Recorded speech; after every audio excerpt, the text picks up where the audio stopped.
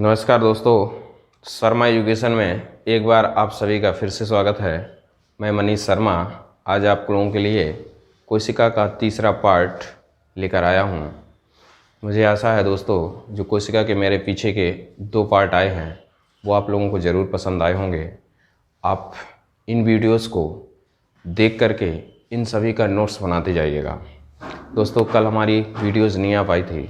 कल थोड़ा सा स्वास्थ्य खराब होने के कारण कल मुझे खेद है मैं आप लोगों को वीडियो नहीं दे सका था, पर कोशिश करूंगा कि अब ये रेगुलरिटी बनी रहे। तो चलिए दोस्तों, आज हम स्टार्ट करते हैं कोशिका का तीसरा पार्ट, जिसमें आज हम पढ़ने वाले हैं जो इससे पहले हम कोशिका के टाइप पढ़े थे, प्रोकैरियोटिक कोशिका और यूकैरियोटिक कोशिका। इसमें जो ये टाइप पढ़े थे हमने 2 प्रकार के। आज उसमें मुख्य रूप से अंतर देखते हैं कि इनमें मुख्य रूप से अंतर कौन कौन से होते हैं। अभी तक आपने सिर्फ यही जाना था कि ये विकसित होती है और ये प्रोकैरियोटिक कोशिका विकसित होती है और यूकैरियोटिक कोशिका विकसित होती है। इसमें कोशिका झिल्ली का अभाव पाया जाता है और इसमें कोशिका झिल्ली का विकसित अवस्था में होती है, यानी कोशिका झिल्ली इसमें पूर्ण रूप से विकसित होती है। तो अभी तक हमने मुख्य रूप से 2 ही अंतर देखे थे। आज हम देखेंगे कि वो सभी अंतर जो प्रोकैरियोटिक और यूकैरियोटिक में जो होता है और नहीं होता है। तो चलिए दोस्तों, आज की वीडियो में हम देखते हैं कि यूकैरियोटिक और प्रोकैरियोटिक और यूकैरियोटिक आखिर होते क्या हैं। तो दोस्तों, सबसे पहला क्वेश्चन आपसे पूछा जाता है कि याद रखिएगा, ये जो क्वेश्चन है, सॉरी दोस्तों दिख नहीं रहा है, पूछा जाता है प्रोकैरियोटिक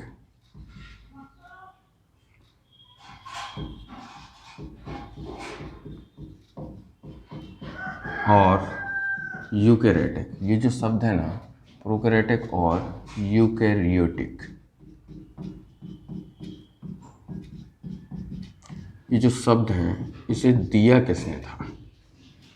ये जो प्रोकैरियोटिक और यूकैरियोटिक जो शब्द है ना, इसे दिया किसने था? तो याद रखिएगा, जब इसके नाम की बात आए कि किसने दिया था, तो याद रखना इनका नाम है डाटरी।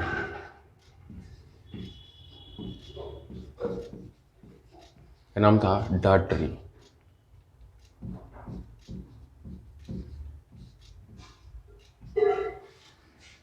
ठीक है, कौन थे? डाटरी थे, जिन्होंने इन्हें प्रोकैरियोटिक और यूकैरियोटिक क्या किया था? नाम दिया था।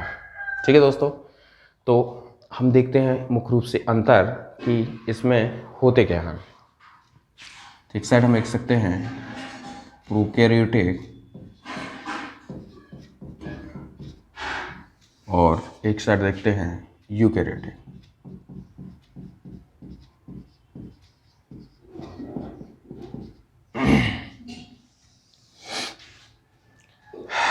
तो देखिए दोस्तों, इससे पहले हम आपको बता चुके हैं कि जो ये प्रोकैरियोटिक कोशिका होती है, इसमें अगर देखें ना, तो इसको अगर तोड़े ना, तो एक शब्द इसका प्रो निकालते हैं और एक निकालते हैं कैरियोटिक। तो प्रो का मतलब हमने बताया था प्रिमिटिव, जिसका अर्थ होता है प्राचीन, और दूसरा निकाला था कैरियोटिक, जो होता है न्यूक्लियस यानी कि केंद्रक, यानी कि एक ऐसी कोशिका जिसमें केंद्रक प्राचीन प्रकार का पाया जाता है, यानी कि केंद्रक प्राचीन प्रकार का पाया जाता है। तो ऐसी जो कोशिका होती है वो होती है प्रोकैरियोटिक कोशिका। यूकैरियोटिक कोशिका को हमने देखा था कि जो ये यूकैरियोटिक कोशिका होती है, इस कोशिका में जो यू है वो उसका मतलब होता है ट्रू, और ट्रू मतलब होता है सत्य। और इसके अलावा जो कैरियोटिक है, कैरियोटिक का मतलब होता है क्या? न्यूक्लियस, और उसका मतलब होता है केंद्रक, यानी कि ऐसी कोशिका जिसमें वास्तविक केंद्रक पाया जाता है। ट्रू यानी वास्तविक और न्यूक्लियस यानी केंद्रक, यानी ऐसी कोशिका जिसमें वास्तविक रूप से क्या होता है? केंद्रक उपस्थित होता है। उसे क्या बोलते हैं हम? उसे बोलते हैं यूकैरियोटिक सेल्स। ठीक है, क्या बोलते हैं? यूकैरियोटिक कोशिका बोलते हैं। तो याद रखना, इसमें हम पहला अंतर लिख सकते हैं कि इसमें जो ये कोशिकांग होते हैं, यानी ये जो कोशिका होती है वो क्या होती है? अविकसित होती है। कैसे होती है? ये अविकसित होती है। तो इसमें लिख सकते हैं यह है अविकसित होती है, या यह है अविकसित कोशिका है। ठीक है, और इसमें हम क्या बोल सकते हैं? यह है क्या है? विकसित कोशिका है। अब ये अविकसित और विकसित का मतलब क्या है? यानी कि इसमें जो कोशिकांग पाए जाएंगे वो पूर्ण रूप से विकसित नहीं होंगे, यानी पूर्ण रूप से यानी कि सब कुछ नहीं इसमें मिलेगा। ठीक है, अब वो सब कुछ क्या नहीं मिलेगा? तो वो हम अभी आगे पॉइंटों में देखेंगे कि इसमें क्या क्या नहीं मिलता है और इसमें क्या क्या मिलता है। ठीक है, ये देखने वाले हैं। दूसरा, इसमें मुख्य अंतर अगर देखें तो इसमें कोशिका झिल्ली इसमें केंद्रक झिल्ली क्या होती है? इसमें केंद्रक झिल्ली अनुपस्थित होती है। क्या लिख सकते हैं, बोल सकते हैं, इसमें केंद्रक झिल्ली अनुपस्थित होती है। ठीक है दोस्तों, इसमें क्या होती है? केंद्रक झिल्ली अनुपस्थित होती है। इसमें क्या बोल सकते हैं? इसमें केंद्रक झिल्ली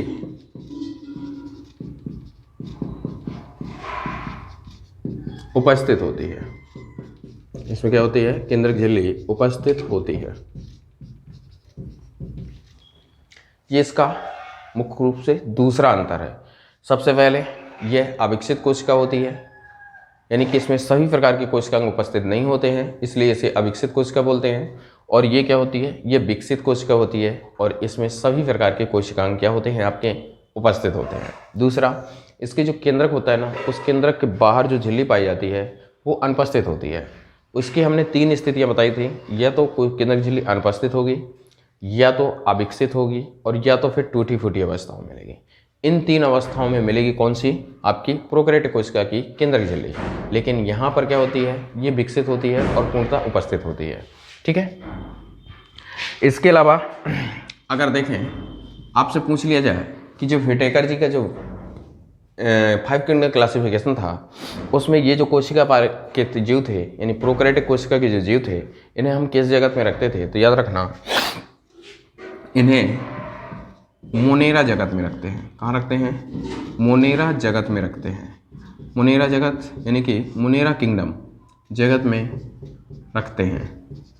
ठीक है, और इसको तो मोनेरा में रखेंगे, तो फिर इसको कहाँ रखेंगे? तो याद रखना, इसे शेष जगत में रखते हैं। शेष जगत में रखते हैं।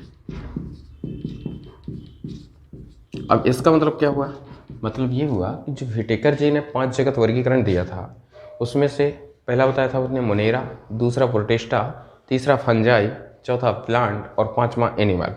तो जो पहला था, इसमें केवल प्रोकैरियोटिक कोशिका वाले जीव रखे जाते हैं, और इसमें क्या होते हैं? इसमें बाकी जो बचे ना, प्रोटिस्टा, फंजाई, प्लांट, एनिमल, ये सब के सब किसमें रखेंगे हम?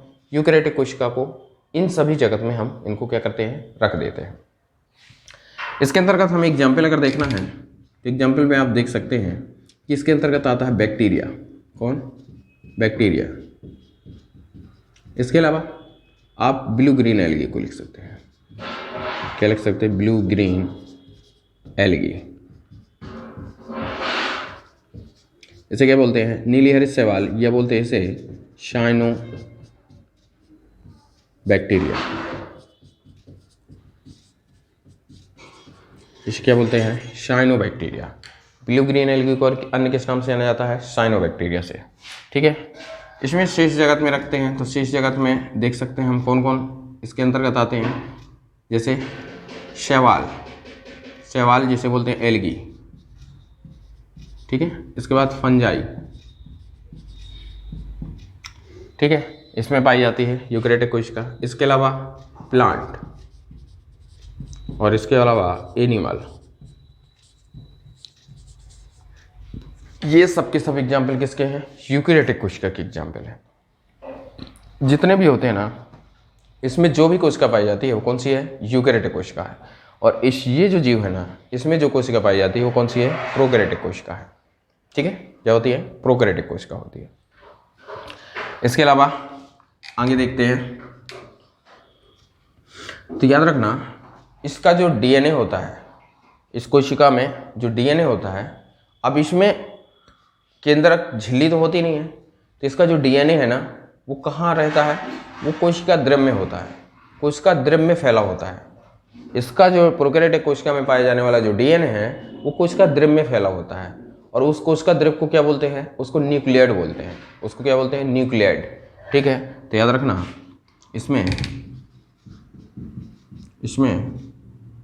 न्यूक्लियड,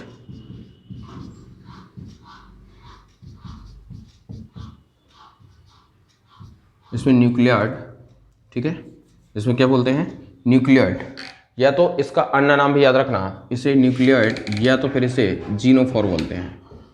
क्या बोलते हैं, जीनोफोर।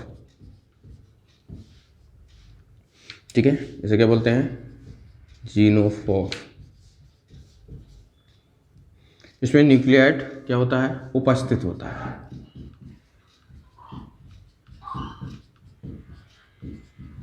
ठीक है, और इसमें क्या लिख सकते हैं, इसमें जो डीएनए होता है, इसमें डीएनए क्या होता है, केंद्रक में ही उपस्थित होता है, केंद्रक में ही उपस्थित होता है।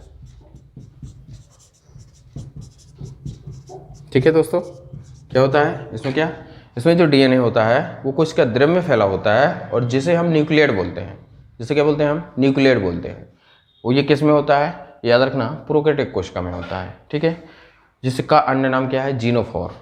लेकिन इसमें जो डीएनए होता है वो कहाँ उपस्थित होता है, वो आपके केंद्रक में उपस्थित होता है, न्यूक्लियस में उपस्थित होता है। ठीक है, इसके अलावा अगर देखें तो इसमें जो डीएनए होता है, इसमें डीएनए कैसा होता है, इसमें डीएनए द्विगुणित कैसा होता है, द्विगुणित होता है, द्विगुणित। और द्विगुणित कैसा, गोलाकार। इसमें जो डीएनए होता है वो कैसा होता है, द्विगुणित या गोलाकार होता है। अब ये क्या होता है, तो याद रखना, ऐसा सर्किल और उसके अंदर एक ऐसा सर्किल, इस तरह से होता है, द्विगुणित होता है। ठीक है, 2 लेयर में होता है और कैसा होता है, गोलाकार होता है। लेकिन याद रखना, इसमें जो होता है डीएनए, तो याद रखना, इसमें डीएनए द्विकुंडलित होता है।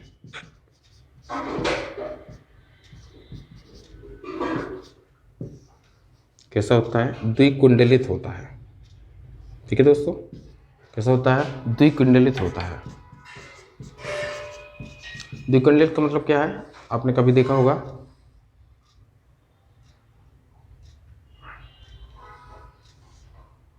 ठीक है, ये ऐसा पाया जाता है।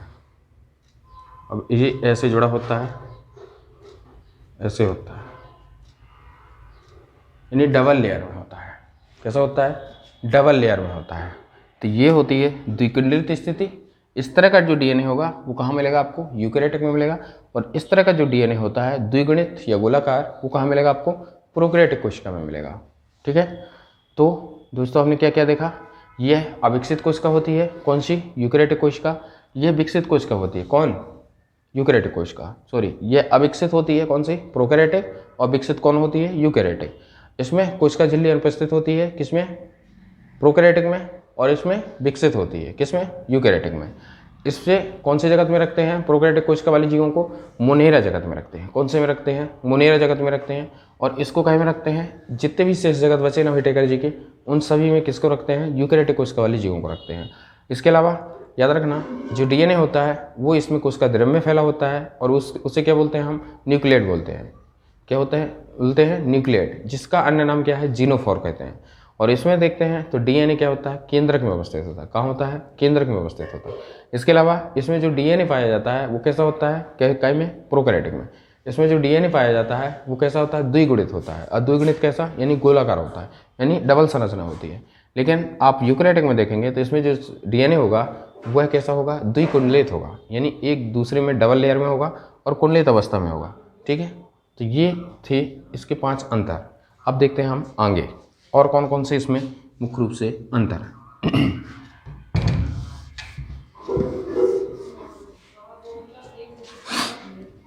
तो याद रखना, ये जो प्रोकैरियोटिक कोशिका है, इसमें याद रखना, इसमें अब देखते हैं हम कोशिकांग कौन कौन से पाए जाते हैं और कौन कौन से इसमें पाए जाते हैं, कौन कौन से नहीं पाए जाते हैं। तो प्रोकैरियोटिक कोशिका हम देखते हैं, तो याद रखना, इसमें एंडोप्लाज्मिक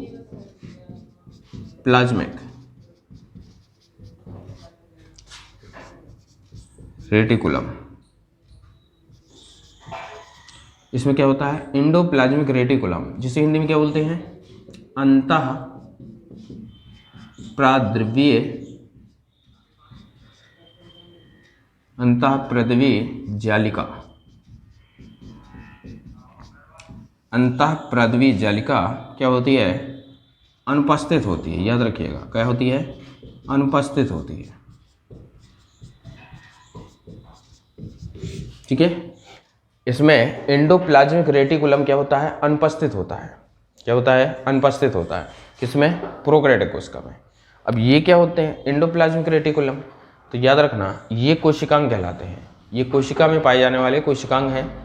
ठीक है, ऑर्गेनेल्स है, जिसे हम आगे एक एक करके सभी को जानेंगे। तो अभी सिर्फ आप इतना जान लीजिए कि कौन सा ऐसा कोशिकांग है जो प्रोकैरियोटिक में नहीं पाया जाता है और वो यूकैरियोटिक में क्या होता है? उपस्थित होता है। तो याद रखना, इसमें एंडोप्लाज्मिक रेटिकुलम यानी अंतःप्रद्वीय जालिका क्या होती है? अनुपस्थित होती है। लेकिन इसमें अगर बात करें तो याद रखिएगा, सॉरी ये छठवां है, यहाँ साथ में डाल दिया है, ये छठवां है, इधर भी देखेंगे छठवां अंतर। तो इसमें क्या होता है? इसमें हम लिख सकते हैं क्या होता है? उपस्थित होता है। इसमें क्या होता है? उपस्थित होता है। इसमें क्या होता है? उपस्थित होता है। कौन? Endoplasmic reticulum.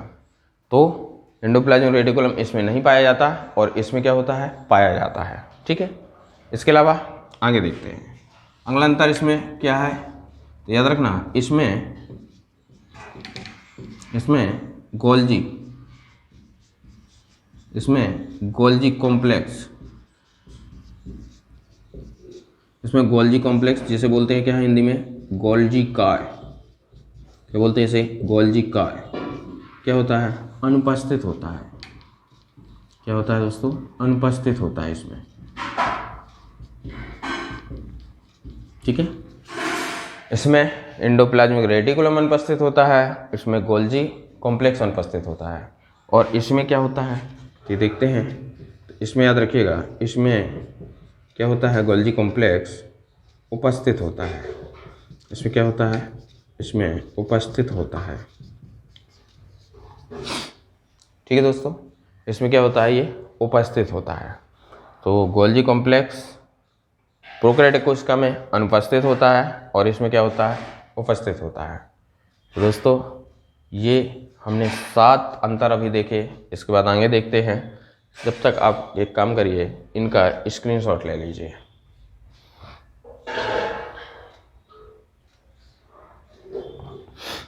तो ये बहुत महत्वपूर्ण अंतर हैं, इनको आप याद रखिएगा। यहाँ से एग्जाम में क्वेश्चन आपके बनते हैं, इसलिए इनको आपको अच्छे से लर्न करना है।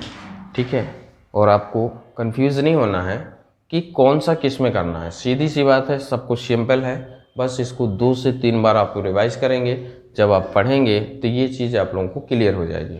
ठीक है दोस्तों, तो ये आपका जो बायोलॉजी का ये टॉपिक है ना सेल, ये बहुत ही ईजी टॉपिक है। ठीक है।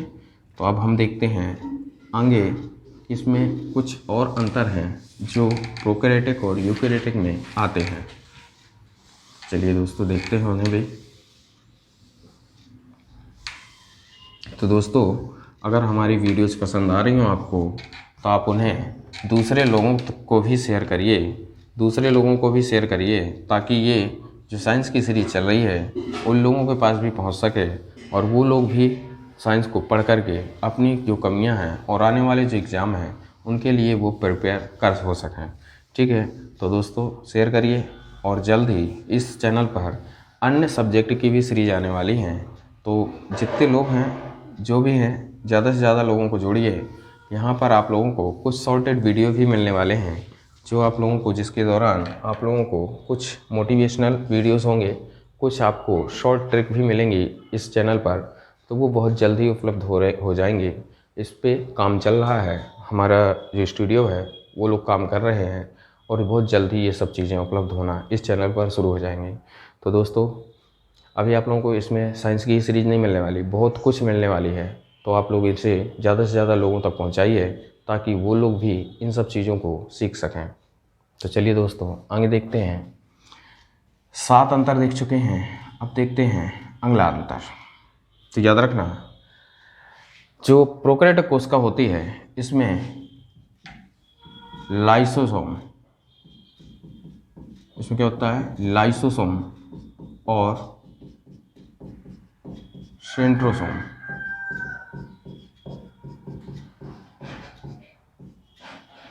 ठीक है।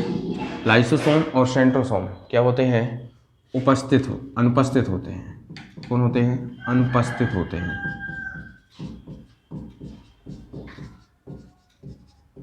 ठीक है, ये क्या होते हैं? लाइसोसोम और सेंट्रोसोम। सेंट्रोसोम के बारे में आप लोगों ने सुना होगा कि ये जो सेंट्रोसोम होता है, ये जो सेंट्रोसोम होता है, ये जो सेंट्रोसोम है ना, तो ये कोशिका विभाजन में सहायता करता है। क्या करता है? कोशिका विभाजन। याद रखना, जब कोशिका एक नए कोशिका का निर्माण कर रही होती है तो सबसे पहले कोशिका में विभाजन होता है, तो सबसे पहले कौन विभाजित होता है? तो वह सेंट्रोसोम होता है। तो ये क्या है? सेंट्रोसोम वही है। और ये इसकी अगर संरचना आप देखेंगे तो यूकेरियोटिक कोशिका में स्टार के समान मिलेगी। जैसे तारा होता है ना, स्टार, ऐसी संरचना होती है। तो समझना वो कौन सा है? आपका सेंट्रोसोम है। इसके अलावा लाइसोसोम को क्या बोलते हैं? आत्महत्या की थैली बोलते हैं। क्या बोलते हैं इसे? आत्महत्या की थैली बोलते हैं। जब आरबीसी वगैरह की मृत्यु होती है तो उसका पाचन करने के लिए सहायक है, इसलिए इसे लाइसोसोम को क्या बोलते हैं? आत्महत्या की थैली बोलते हैं। और ये प्रोकैरियोटिक कोशिका में क्या होते हैं? ये अनुपस्थित होते हैं। क्या होते हैं? ये अनुपस्थित होते हैं। तो याद रखना, इसमें अनुपस्थित होते हैं और इसमें हम क्या बोलेंगे? इसमें उपस्थित होते हैं। उपस्थित होते हैं। ठीक है दोस्तों, अगला अंतर देखते हैं। तो याद रखना, इसमें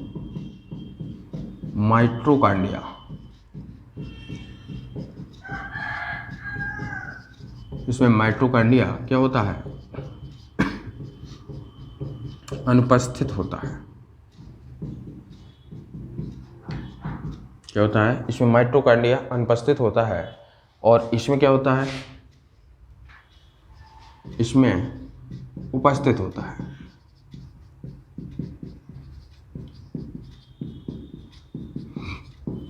क्या लिखेंगे? इसमें माइटोकॉन्ड्रिया अनुपस्थित होता है और इसमें माइटोकॉन्ड्रिया क्या होता है? उपस्थित होता है। ठीक है, तो अब माइटोकॉन्ड्रिया क्या है? तो माइटोकॉन्ड्रिया को ऊर्जा का पावर हाउस बोलते हैं। क्या बोलते हैं इसे? ऊर्जा का पावर हाउस बोलते हैं। और याद रखना, ये जो माइटोकॉन्ड्रिया होता है, जब हम श्वसन की क्रिया करते हैं तो क्या होता है? इसके अंदर जो ग्लूकोज उपस्थित होता है, जब हम यहाँ से ऑक्सीजन लेके जाते हैं तो वह ग्लूकोज ऑक्सीजन के साथ मिलता है और फिर उसमें होती है रासायनिक क्रिया। जब रासायनिक क्रिया होती है तो ग्लूकोज टूटता है पानी और कार्बन डाइऑक्साइड में, यानी कि जल H2O और CO2 में टूटता है और ऊर्जा निकलती है। और जो ऊर्जा होती है वो किस रूप में निकलती है? ATP के रूप में। और वही ATP है जिसे हम बॉडी करेंसी बोलते हैं। इसे क्या बोलते हैं? बॉडी करेंसी बोलते हैं। तो याद रखना, ये श्वसन क्रिया में सहायक होता है, इसलिए इसे ऊर्जा का पावर हाउस बोलते हैं। पावर हाउस का मतलब यहाँ से ऊर्जा क्या होती है? उत्पन्न होती है। जब हम श्वसन क्रिया करते हैं तो जो श्वसन क्रिया के बाद में जो ऊर्जा निकलती है, जिससे ATP के रूप में हम लेते हैं, तो वो यहाँ उत्पन्न होती है, इसलिए इसे ऊर्जा का क्या बोला जाता है? पावर हाउस कहा जाता है। तो ये क्या? माइटोकॉन्ड्रिया था। इसके बाद आगे देखते हैं। तो इसमें माइटोकॉन्ड्रिया अनुपस्थित होता है और इसमें उपस्थित होता है। इसके बाद अगर देखें तो याद रखना, राइबोसोम का नाम सुने होंगे। क्या सुने होंगे? राइबोसोम का। तो इसमें 70S, ठीक है, ये प्रकार है राइबोसोम का। 70S प्रकार का राइबोसोम, ठीक है। राइबोसोम को क्या बोलते हैं? Protein factory. याद रखना, इसे क्या बोलते हैं? Protein factory. तो याद रखना, इसमें 70S प्रकार का या 70S प्रकार का राइबोसोम क्या होता है? पाया जाता है। क्या होता है? पाया जाता है। ठीक है, जो क्या होते हैं? जो कोशिका द्रव्य में, जो क्या होते हैं? कोशिका द्रव्य में फैले होते हैं। कहाँ मिलेंगे? कोशिका द्रव्य में फैले होते हैं। तो दोस्तों याद रखना कि इसमें जो राइबोसोम पाया जाता है, किसमें? प्रोकैरियोटिक कोशिका में। इसमें 70S प्रकार का राइबोसोम मिलेगा। और ये कहाँ मिलेगा? तो इसमें देखो, आपको पता है केंद्रक झिल्ली नहीं होती है, तो नहीं होती है, तो ये 70S प्रकार के राइबोसोम कहाँ तैरते रहते हैं? ये आपके कोशिका द्रव्य में तैरते रहते हैं। ठीक है, इसमें देखें तो याद रखना, इसमें 80S प्रकार का का राइबोसोम पाया जाता है, जो क्या होते हैं, आपने एंडोप्लाज्मिक रेटिकुलम का नाम सुना इससे पहले, जो अंतः प्रद्रव्य जालिका, इसे क्या बोलते हैं, एंडोप्लाज्मिक रेटिकुलम, जो अंतः प्रद्रव्य जालिका से क्या होते हैं, चिपके होते हैं, से क्या होते हैं, चिपके होते हैं। याद रखना, राइबोसोम कोशिकांग है जो कोशिका में उपस्थित प्रोटीन का संश्लेषण करता है। क्या करता है, प्रोटीन का संश्लेषण करता है। तो याद रखना कि 70S प्रकार का जो राइबोसोम है वो प्रोकैरियोटिक कोशिका में मिलेगा, और इसमें ये जो मिलेंगे प्रोकैरियोटिक कोशिका यूकैरियोटिक कोशिका में, प्रोकैरियोटिक कोशिका में 70S प्रकार का राइबोसोम वो कहाँ मिलेगा, वो कोशिका द्रव्य में मिलेगा। लेकिन इसमें जो 80S प्रकार का राइबोसोम मिलेगा वो कहाँ मिलेगा आपको, एंडोप्लाज्मिक रेटिकुलम, यानी कि किसमें, इसमें अंतः पृथ्वी जालिका में ये क्या होते हैं, चिपके हुए होते हैं। कैसे होते हैं, चिपके हुए होते हैं। तो एक मुख्य अंतर इसमें ये भी है। इसके अलावा इसमें अगर देखें तो देखो, इसमें हमने ऊपर अभी पढ़ा है कि इसमें माइटोकॉन्ड्रिया नहीं पाया जाता है। माइटोकॉन्ड्रिया एक श्वसन अंग है, तो जब माइटोकॉन्ड्रिया नहीं पाया जाता तो फिर ये श्वसन कहाँ से करते हैं। तो याद रखना, इसमें जो श्वसन का सिस्टम है, तो इसमें श्वसन के लिए, मीसोसोम, इसमें श्वसन के लिए क्या होता है, मीसोसोम होता है। ये एक श्वसन अंग है किसका, प्रोकैरियोटिक कोशिका का। तो इसमें श्वसन के लिए मीसोसोम होता है, ठीक है, मीसोसोम तथा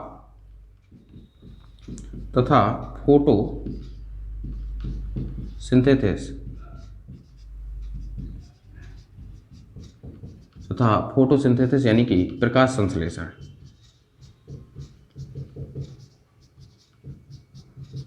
तथा फोटोसिंथेसिस के लिए, ठीक है, फोटोसिंथेसिस के लिए क्या होता है,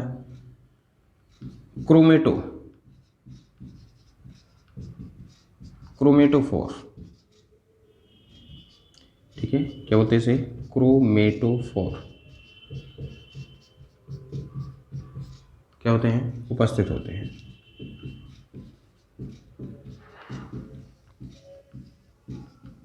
ठीक है, इसमें क्या होते हैं, क्रोमेटोफोर उपस्थित होते हैं। तो याद रखना, अगर इस कोशिका के जीवों को श्वसन करना है तो उनका श्वसन अंग कहाँ होगा, मीसोसोम में होगा। तथा जब प्रकाश संश्लेषण की क्रिया करते हैं, तब ये लोग जब प्रकाश संश्लेषण की क्रिया करते हैं तो वो कहाँ से करते हैं, कहाँ से करते हैं, क्रोमेटोफोर। देखो, अगर आप प्रोकैरियोटिक कोशिका को देखेंगे तो कुछ उसकी ऐसी संरचना होती है, ठीक है, और उसकी ऐसी ये जो संरचना होती है, इसमें आप देखेंगे ये डबल लेयर होती है, इसमें ये ऐसे यहाँ उपस्थित होता है, ठीक है, कौन, क्रोमेटोफोर। और ये क्या होता है, ब्लैगिंग करता रहता है, ऐसे ऐसे करता रहता है। तो बाहर से सूर्य का प्रकाश और आवश्यक चीज़ों को लेता है, फिर उसे कोशिका के अंदर ब्लैगिंग करता है, फिर खोलता है, फिर लेता है, फिर खोलता है, फिर लेता है। तो ये जो इसका, इस कोशिका का ये जो अंग है ना, इसे क्या बोलते हैं, क्रोमेटोफोर बोलते हैं। इसे क्या बोलते हैं, क्रोमेटोफोर बोलते हैं। तो याद रखना, श्वसन के लिए मीसोसोम तथा प्रकाश संश्लेषण के लिए क्रोमेटोफोर उपस्थित होता है किसमें, प्रोकैरियोटिक कोशिका में, ठीक है। लेकिन इसमें अगर देखें तो इसमें श्वसन के लिए, सभी को आपको पता है, श्वसन के लिए क्या होता है, माइटोकॉन्ड्रिया होता है। इसमें श्वसन के लिए माइटोकॉन्ड्रिया होता है, ठीक है, माइटोकॉन्ड्रिया।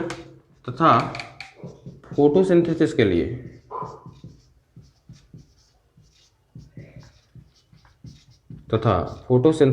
लिए क्या होते हैं, थैलेकोइड होते हैं। क्या होते हैं, थैलेकोइड, ठीक है, थैलेकोइड क्या होते हैं, थैलेकोइड उपस्थित होते हैं।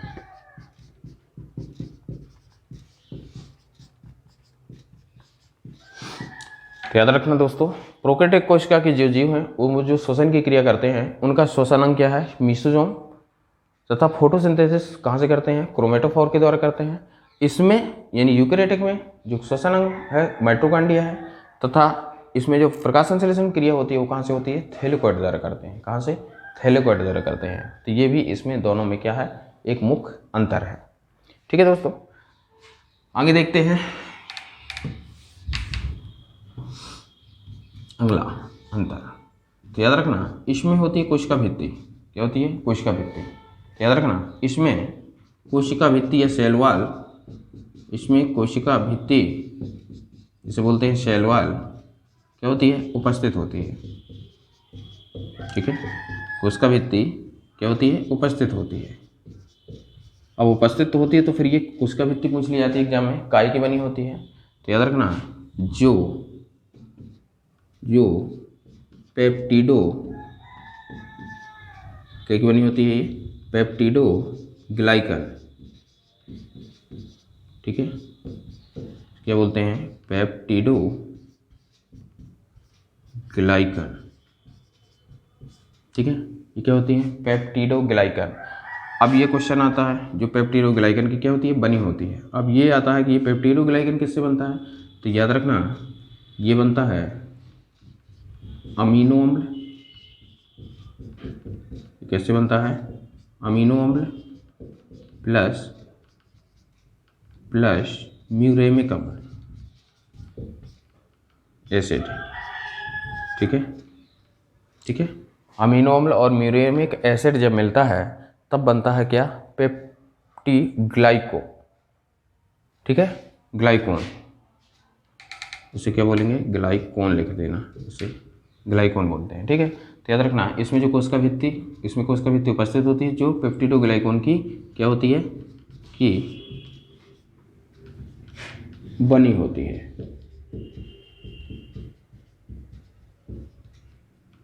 ठीक है, इसमें अगर देखें, इसमें कोशिका भित्ति, इसमें कोशिका भित्ति जो होती है वो अलग अलग समय होती है। तो याद रखना पादप प्लस शैवाल, इसमें जो कोशिका भित्ति होगी वो क्या की होगी, सेल्यूलोज। क्या की होती है, सेल्यूलोज, जिसे ग्लूकोज बोलते हैं। ठीक है, तो ये क्या की होती है, सेल्यूलोज की होती है। इसके अलावा आप देखेंगे फंजाई, यह जैसे बोलते हैं कवक, इसमें जो कोशिका भित्ति होती है वो क्या की होती है, याद रखना काइटिन की होती है।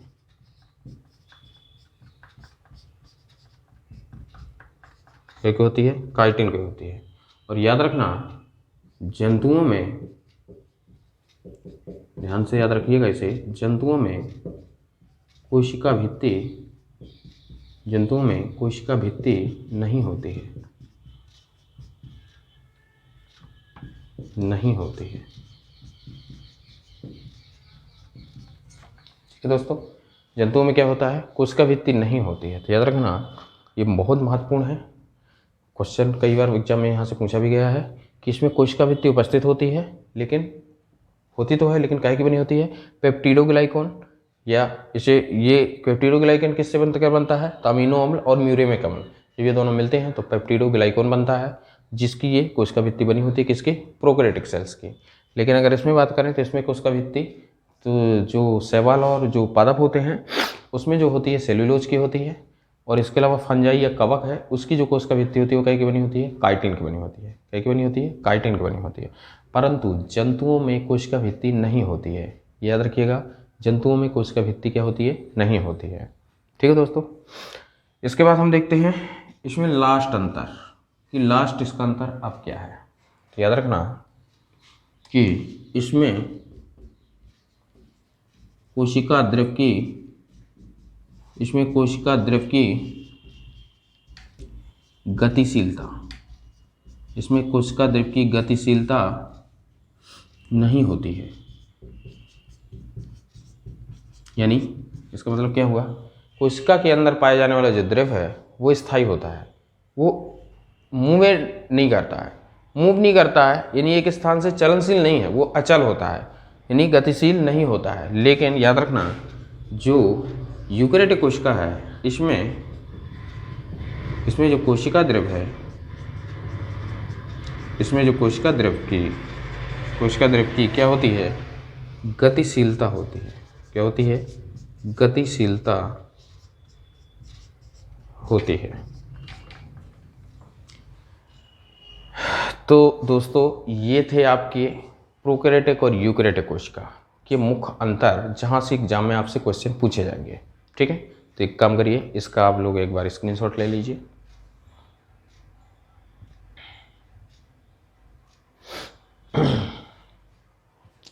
तो चलिए दोस्तों, आज की वीडियो में हमने देखा प्रोकैरियोटिक कोशिका और यूकैरियोटिक कोशिका में मुख्य रूप से अंतर। ठीक है, जो हमने कोशिका के टाइप पढ़े थे कि दो प्रकार की कोशिका होती है, प्रोकैरियोटिक और यूकैरियोटिक, उसमें हमने आज मुख्य रूप से अंतर देखा कि इन दोनों में मुख्य रूप से अंतर होता क्या है। ठीक है दोस्तों, तो इसको हमने देखा, इसको आपको पढ़ना है, एक दो बार पढ़ेंगे, बहुत नॉर्मल है। 13 पॉइंट इसमें हमने बनवाए हैं आपको, जो महत्वपूर्ण है, जो एग्जाम में आपसे पूछे जाएंगे। ये यहाँ से क्वेश्चन क्या करेगा, एग्जामिनर बनाएगा। तो ये अगर इतना पढ़ लेंगे तो यहाँ से आपका कोई क्वेश्चन बाहर नहीं जाएगा। ठीक है दोस्तों, तो आज के वीडियो में हम इतना ही करते हैं।